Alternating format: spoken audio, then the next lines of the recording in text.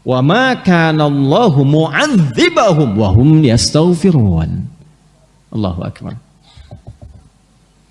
Pada yang pertama, kalau bentuknya kata kerja, berarti pekerjaan banyak dilakukan.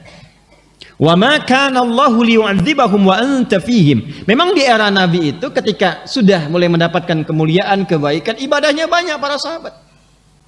Orang-orangnya taat-taat sehingga memang nggak layak untuk dihukum. Ya. Tapi ketika nabinya telah meninggalkan kita semua, tapi ajarannya kan abadi, diwariskan. Nah, persoalannya sekarang bukan ajarannya, bukan pekerjaannya, bukan amalannya, manusianya mulai banyak yang meninggalkan ajaran itu. Sehingga di antara sebagian mereka memang sudah layak untuk diingatkan, bahkan dihukum. Hanya karena ada orang-orang yang banyak istighfar, banyak bertobat, banyak kembali kepada Allah, maka Allah menahan itu untuk tidak menjadi malapetaka yang lebih besar.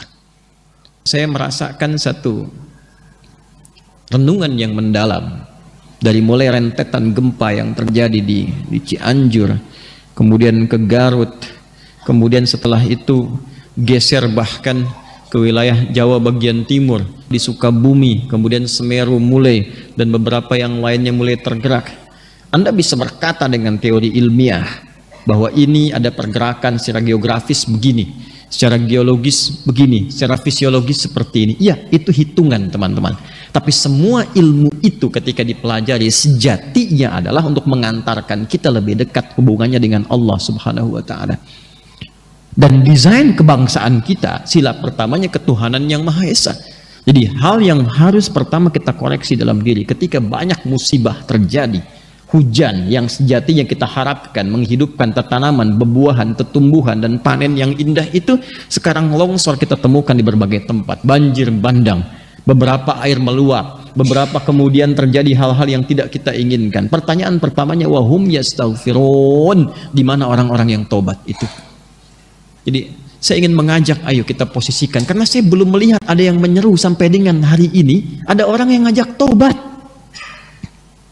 Di mana imannya kita?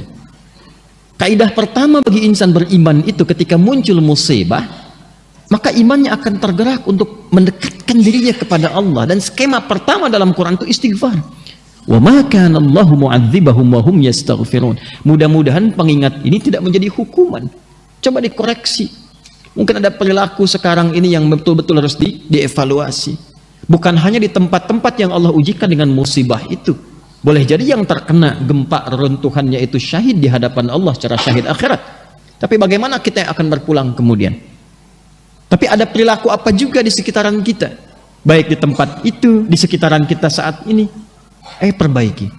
Boleh jadi ada perilaku-perilaku yang tidak disenangi oleh Allah Subhanahu wa Ta'ala. Alih-alih yang semua potensi kebaikan bisa kita dapatkan di wilayah negeri yang makmur ini, tapi belum kita rasakan kenikmatan keseluruhannya itu. Maka saya ingin mengajak membuka pertemuan kita di malam ini, perbanyak taubat pada Allah Subhanahu wa Ta'ala, perbanyak istighfar, perbanyak istighfar, perbanyak istighfar, yang mudah-mudahan dengan itu mengembalikan suasana hati kita lebih dekat dengan Allah Subhanahu wa Ta'ala, dan dengan itu rahmat Allah kembali diturunkan kepada kita untuk meraih berkahnya.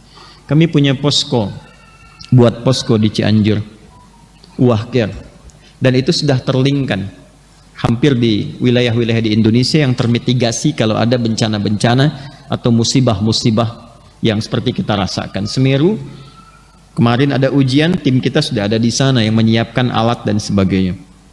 Saya ingin cerita sedikit tentang Cianjur. Saat hari pertama itu terjadi, kita bikin posko sampai terakhir. Sampai sekarang kita siapkan bikin masjid permanen dan beberapa fasilitas umum. Saya bukan ingin cerita tentang rumah yang hancur terkena gempa atau tersapu longsor itu. Saya ingin cerita tentang rumah-rumah besar yang terlihat mewah, yang bahkan tak nampak retakan. Tapi ketika dilewati, ini nyata ya, karena kami sendiri yang berangkat ke sana, saya berada di sana. Dan alhamdulillah cukup mengetahui, termasuk kisah-kisah yang viral itu, kita tahu gitu. Yang paling menarik adalah penghuninya kosong, tidak ada yang huni. Padahal itu rumah mewah, besar, ya bagus. Dan saya kira itu dihasilkan dari hasil yang tidak mudah.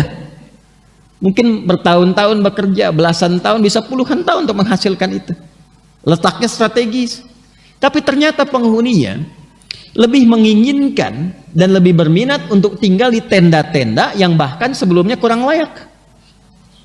Jadi daripada menghuni rumahnya yang mewah itu, dia lebih memilih untuk tinggal di tenda. Atau tidak tidur di lapang sekalian tanpa alas, tanpa atap sedikit pun.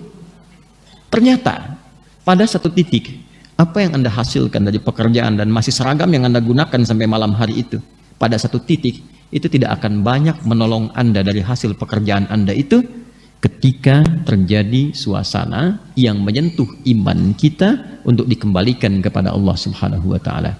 Jadi saya ingin katakan, kalau Anda berangkat gelap, pulang gelap hanya untuk mengumpulkan dunia, akan tiba pada satu masa sepersekian detik itu dunia yang Anda kumpulkan selama puluhan tahun menjadi tidak bernilai di hadapan Anda. Dan yang paling bernilai itu istighfar Anda, takbir Anda.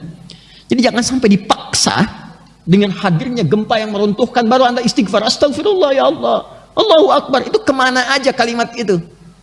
Yang dididik dalam sholat selama 5 waktu dibuka dengan Allahu Akbar, tak pernah dikumandangkan misalnya, apa harus dikasih gempa dulu? Kasih banjir dulu? Kasih longsor dulu? Dikasih musibah dulu? Mana istighfar itu? Ya. Mana tawakal kita kepada Allah? Mana taubat kita kepada Allah? Sedangkan skema taubat dalam Al-Quran itu bukan hanya dilakukan saat seorang hamba melakukan maksiat, bukan. Skema taubat itu skema membersihkan diri supaya menjaga suasana hati itu dalam kebaikan. Makanya Nabi SAW mengajarkan sebelum tidur taubat, istighfar 70 sampai dengan 100 kali. Allah menegaskan innallaha yuhibbut tawwabin. Allah mencintai orang yang senantiasa bertaubat, memperbaiki diri dari ujung kepala sampai dengan ujung kaki. Dan itu mendamaikan hati, mendatangkan keberkahan. Maka mulai hari ini saya kira hal pertama yang harus dilakukan adalah kita evaluasi dari semua bagian pekerjaan kita.